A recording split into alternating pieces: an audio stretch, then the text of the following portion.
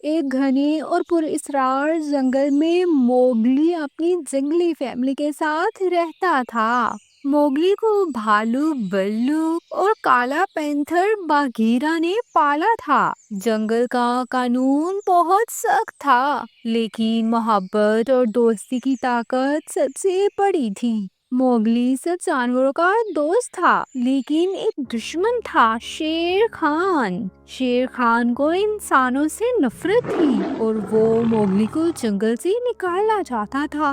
एक दिन बाघीरा ने मोगली को खबरदार किया, शेर खान वापस आया है और इस बार वो बहुत गुस्से में है। वो कहता है कि जंगल में इंसान के लिए कोई जगह नहीं। मोगली ने पुरसुकून होकर कहा, मैं भी जंगल का हिस्सा हूँ। मैंने यहाँ के कानून सीखे हैं। मैं लड़ना नहीं चाहता, लेकिन भागूंगा भी नहीं।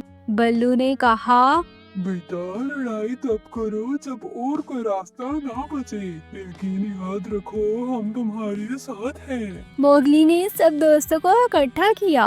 काला सांप, हाथी हथीरा, बंदर लालू और उड़न परिंदे सब ने फैसला किया कि अगर शेर खान लड़ाई पर आमादा है तो वो अकेला नहीं लड़ेगा, पूरा जंगल मोगली के साथ होगा। एक तूफानी रात को शेर खान पहाड़ी से उतरा। इसकी आंखों में आग, चाल में गरूर और आवाज में धमकी थी। इंसान का बच्चा निकला, आज जंगल को पार करना है। मोगली ने बहादुर से सामने आकर कहा, अगर तुम समझते हो कि मैं कमजोर हूँ तो आओ लड़ लो, लेकिन याद रखो ये जंग सिर्फ मुझसे नहीं, पूरे जंगल से होगी। लड़ाई शुरू हो गई। धाड़े, शोर, मट्टी और पत्तों का तूफान। शेर खान अपनी ताकत से मोगली को जख्मी करना चाहता था, लेकिन मोगली ने अक्ल, फुर्ती और दोस्तों की मदद से उसे काबू में कर रखा था। बल्लू ने पीछे से वार किया,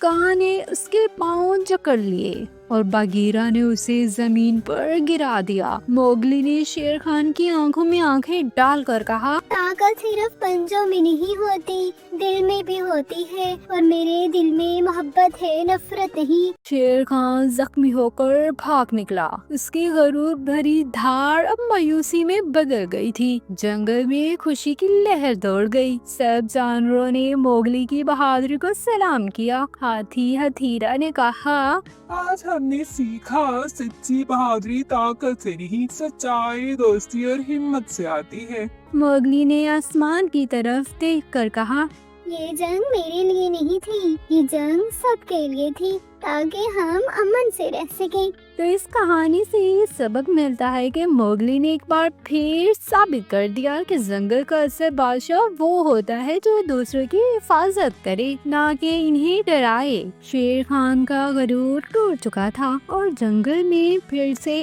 अमन कायम हो गया था।